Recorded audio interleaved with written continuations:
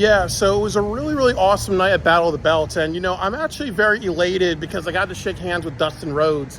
He's definitely one of my most favorite wrestlers of all time. And like I've said to him, I wish he was WWE champion. And, he's just, very, very humble. And I really appreciate that. And, there's people like me, I wished, you know, especially my filmmaking career, I kind of wish I had more success or people saw my potential. And that happens with, even like the great ones, like you find success in different areas. But definitely, just seeing them, the Von Erichs and everybody in that group of people just wrestle, kick ass and take names, it's really, really great and stuff like that. My hope is that Tony actually gives them a match at Wembley Stadium. So, guys, I want to review AEW Collision, and I do want to say that, the show wasn't good for me. I didn't really enjoy it. However, I did go to Battle of the Belts, and I really enjoyed just the main event, which was Dustin Rhodes and the Von Erichs winning the AEW, like six-man titles, ROH six-man titles. And obviously, I got to shake hands with Dustin Rhodes. I said how I felt about him. 100% true. He's one of my favorite wrestlers.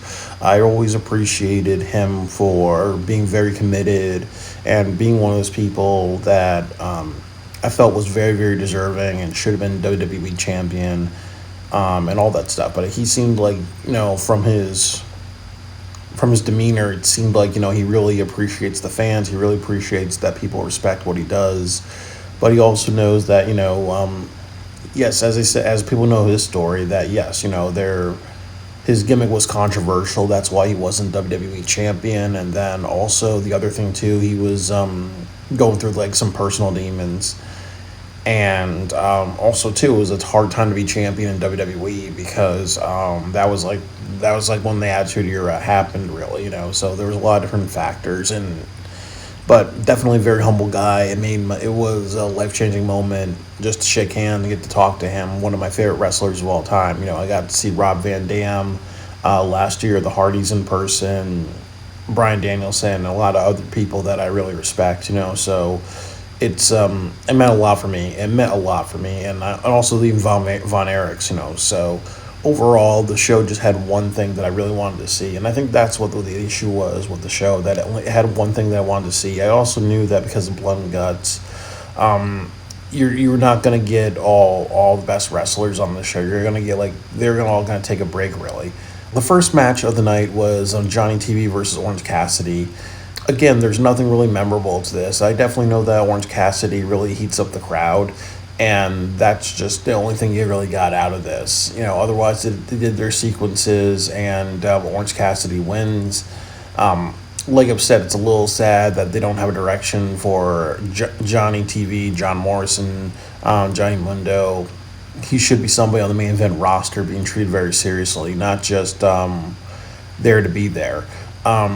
The next match on the card was the Beast Mortos versus Hologram. And this was the best match on the card. Honestly, all the counters that Hologram was doing, all the flips that he was doing.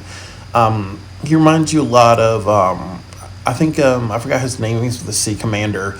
And the flip side of the ring, he really entertained the crowd. And, Tony Khan came out to congratulate him. The Beast Mortos, he won last night on ROH, really. So they are kind of giving him some victories just so it's not like you're just here to lose. But it's like what I've said, that what do you do with a character like Mortos? He does look like Luchasaurus in a sense. He has this very intimidating look. What can you do with him? Or is he just there to be there? And then also with Mortos, he could be really sold as a monster wrestler because he looks like a monster with that, just scary mask and all that stuff on it. So one thing I liked about this match was Mortos was actually lifting him and throwing him and trying to do power bombs and other slam moves, and that worked because he's a big guy. He has a look of that. But I don't mind Hologram winning this match because it took a while for Hologram to beat Mortos, and that's what you do when you have a big guy versus a small guy. But I do think that I hope that Mortos doesn't get buried, or I hope that they do have a direction for him. Then the next match was Thunder Rosa versus Maya World. I was just looking at that online, Maya World, the play on words. Yeah, there was nothing special about this. It was a jobber match. The next match, it was a little bit of a weird one. It was, I think it was Lance Archer versus a jobber. And Lance Archer and Will Ospreay are going to have a match this week on AEW Dynamite.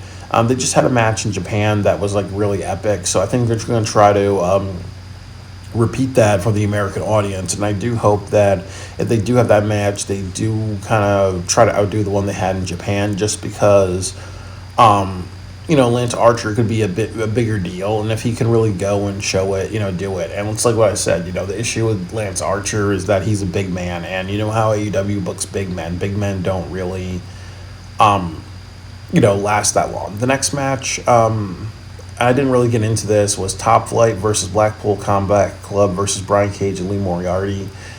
Nothing really memorable to me. Obviously, the exchange between Brian Cage and Claudio, it got the meat chance, got the beef chance. A bunch of people were just being funny with it. But you always know what's going to happen in these matches. You know that Bryan Danielson's guys are going to win, really. So it was a little predictable. During the show, they had a promo with the Acclaimed calling out FTR, and definitely FTR, and definitely was really good because they were talking about like how they weren't in the match, and fighting for AEW, and then the Blood and Guts match, and then the next thing that they Acclaimed were saying was they were talking about that they have a contendership, but then to hear FTR talk about wanting to be contenders as well, really, so that type of rivalry. So I'm not sure what they're going to do with this. I do think the best thing to do is that you should give FTR a number one contendership match at All In. You find another team that they should face, and then after that, at All Out, it could be, the Young Bucks versus the Acclaimed versus FTR, like a three-way match. I would like that. I do think at Wembley Stadium, it needs to be the Acclaimed versus the Young Bucks. So it's interesting to see what they're going to do with this. On the card, it was FTR versus the Maximum, the MXM. I was a little. They should have not had this match because obviously MXM is new, so it's like they're going to lose the plot, really. Like we see with Takeshita and other people. You just brought in these people. Why are they why are FTR actually beating them? That makes no sense, really. But they did a great job. They really hyped up the crowd. As far as offense and moves, nothing really that memorable. But as I said, I really think they just have to be really careful because you cannot have them lose that much, or otherwise they're going to be irrelevant. And also I think the last match on the card is Lio Rush versus Pac, and again, nothing special in this match. I know Lio Rush took a while to defeat Pac. Pac took a while to defeat Lio Rush. They're trying to make Lio Rush a big deal, but it's like what people said. You're thinking about a main event of a television show. Who the hell is Lio Rush? So I didn't really get into it, but they had a good back and forth. And I just think nothing here was must see television. It was just matches and a build to Wembley Stadium to other matches. So I do think the only thing you really got out of this is Lance Archer is going to face Will Ospreay. But the thing about it is he's not cutting a promo saying, this is why I don't like Will Ospreay. He always one-ups me. Will Ospreay, is a glory hog, or I'm the murder hawk, and I want to win some gold. I really want to just show what I can do, really.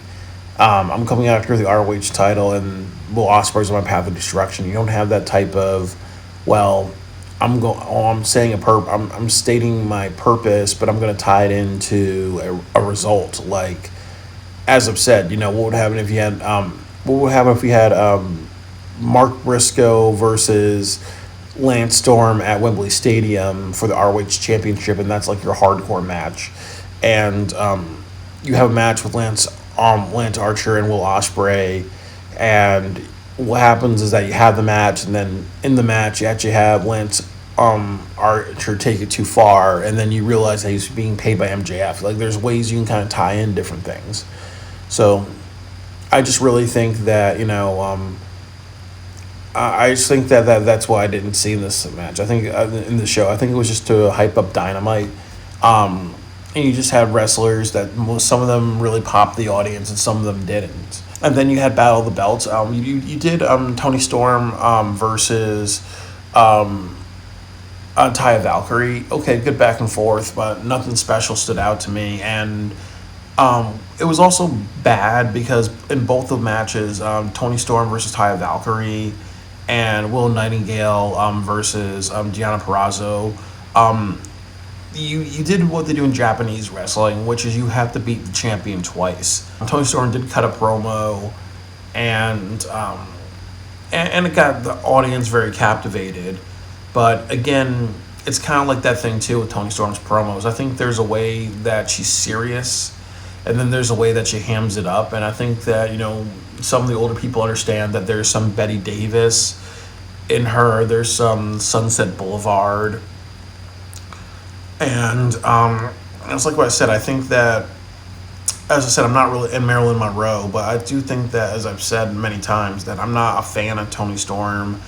I do think that the gimmick is too silly and campy, and it really kind of comes off as, I think it does kind of come off as you can tell a more serious story, but you got to find a way to ham it up. Real. There's nothing special with Will Nightingale versus Deonna Purrazzo. It looked like Taya Valkyrie was going to come down and give Deonna Purrazzo a wrench to hit Will Nightingale, and then you just had Taya Valkyrie lose to Tony Storm. So setting up a feud between Will Nightingale and Taya Valkyrie would be a bad thing, because it's like, what do you do with that? I think that what I would like to see is Chris Statlander versus Will Nightingale at Wembley Stadium. You can do like a female hardcore match. I think that that's what you do. Or actually, you may do something where Layla Hirsch attacks Will Nightingale, and then they have a match, because it's like, okay, bad bitch versus bad bitch because of the hardcore match, or you do Will Nightingale versus Athena. I think that would be the best thing. Athena's been a champion for it's going to be 600 days soon. You have Will Nightingale, they fight each other. That would be a really great match in Wembley Stadium. The final match with the Von Erichs versus Von Erichs and Dustin Rhodes versus the Undisputed Kingdom. And there was a couple things to say about this match. That first of all, it suspended your disbelief, because with the Von Erichs, they've been they're the Texas boys. And then if you remember that they're going to do maybe 6 or 7 shows in Texas. So yeah, it kind of made you think a couple of things. It made you say, okay, well, we know the Von Erichs don't travel that much, so maybe they won't put the titles on them. And I also think that there was a sense that they would put the titles on them and have them lose once they get out of Texas. And I don't want to see that happen, because, if the Von Erichs have these titles and they're such a big wrestling family, it's either you gotta be with the company, you gotta be on the road, you gotta be a big deal, or you just need to stay in MLW or the other promotion. You either, you shit or get off the pot with AEW and ROH. But this was a great match. They did a really good job with this, because a lot of it was they tried to get rid of the Von Erichs and Dustin, and they tried to make it 2-on-1 and 3-on-1, and they kept fighting back, really. And I think what I saw, a lot of what they were trying to do and they accomplished, is you saw both the Von Erichs actually have a lot of time facing the Undisputed Kingdom, one-on-one, really. So it really showed that they're not overly relying on Dustin, and that's a good thing, because I'm not sure how to say this, but imagine if Billy Gunn's a really big wrestler. So imagine if in the trios matches you kept seeing him do a bulk of the work, and Anthony Bowens and Max Caster not really do as much, really.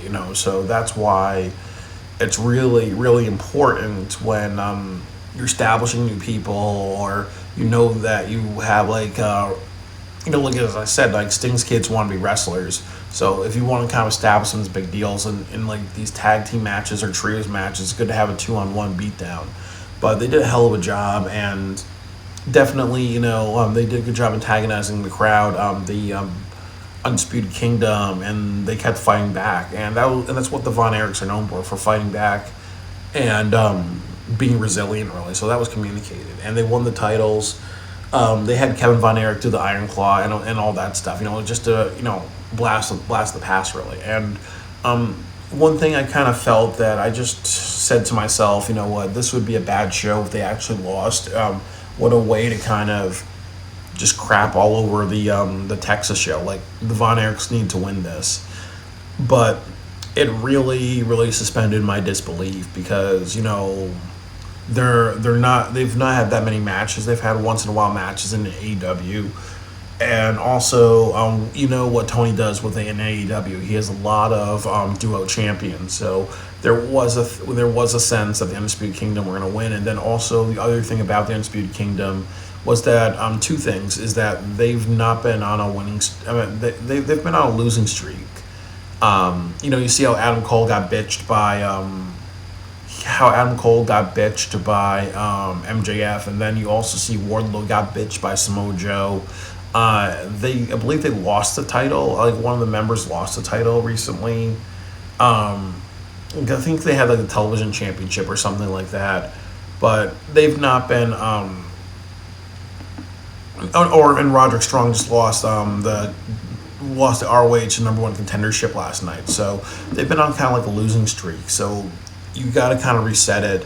They just can't. It can't just be Matt Taven and Mike Bennett just being the titles. You have to kind of decide what you want to do with the Undisputed Kingdom. So if they actually won this and they had like both the trios and tag team, it would have helped them kind of think about the direction they want to take, really. So I do think that I really hope that that they figure out what they want to do with the Von Erichs, and the Von Erichs really need a match at Wembley Stadium. I think that would be a great, especially with the Iron Claw movie and Dustin getting closer to retirement age. I do think that would be a great send-off. But also, this kind of adds to that legacy of, Dustin Rhodes is kind of like, taking care of the Von Erich boys, and it'll be a good showing for them, really. So I really hope that's going to happen. I do not think that's going to happen. But I definitely want to do a fantasy booking of AEW All In. And then the next thing that I want to say about this show is that, as I said, that main event made this show great. And even though I got to meet Dustin, as I said in the beginning, I think 100% that it made the night memorable for me. But overall, I think everything else was, forgettable and a clunker. So, it was ultimately like, I would just give it like a C- overall, really. I think that you didn't have a match that anybody cared about. It was just to fill a card. It was also just to give the main roster a break, really. I'm not a fan of backstage promos because, as I said, what would happen if you had Anthony Bowens and Max Caster take all that energy and you had them have a match? What would have happened if you had Mark Briscoe and the Baby actually come into the ring and cut that promo and all that? Oh, I forgot something. You had the Conglomerate versus the Premier Athletes. You saw a couple of spots with Mark Briscoe doing flips and other things like that. He's a really great performer. I think he's been the workhorse of AEW for this year, really. So he deserves a match at Wembley Stadium. But as I said, nothing really memorable out of that match. But overall tonight, the big highlight was for me was a few things. It was the Acclaimed promo. It was the Von Erichs winning the championships. Also the new announcer for ROH is actually the Big Show, Paul White, and it was cool to see him in the ring. I didn't engage with him, but I would love to talk to Paul White, because he's a really great wrestler. Tell him that the stuff he did with the Boss Man, that still holds up 20 years later. Still some very, very funny stuff.